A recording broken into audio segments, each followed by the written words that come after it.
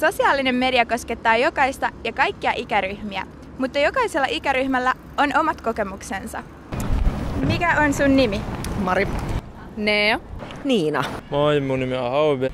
Mitä somealustoja tykkäät itse käyttää? No kyllä sieltä on perus tämmöiset Instagramit ja Facebookit. LinkedIn on tällä hetkellä ihan kyllä myös kovassa käytössä. Insta ja TikTokki varmaan eniten. Instagramiin tulee selaitua niitä reelsejä ja ehkä Snappia oikeastaan, en mä mitään muuta kovin paljon käytä. Oletko huomannut eri ikäryhmillä sopimatonta somekäyttäytymistä?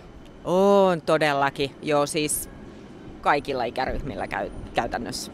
No kai näissä julkisissa ryhmissä niin aika herkästi tulee sellaista panettelua, joka ei välttämättä kuulu siihen. Minkä uskot olevan suurin ero keski-ikäisten ja nuorten somen käytössä? No kyllä ensinnäkin meillä on jo ihan eri alustat, että tuolla sitten TikTokit ja Snapit ja muut, niin eihän mä nyt itse enää ole siellä. No nuoret on varmaan puhelimella aika paljon enemmän kuin aikuiset.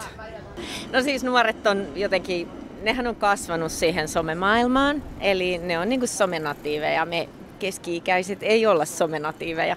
Se on ehkä sellainen, meidän täytyy opetella tiettyjä juttuja nuorilla, ne tulee vähän niin kuin samalla tavalla kuin me ollaan opittu syömään, niin ne on oppinut jo käyttää somea siinä vaiheessa.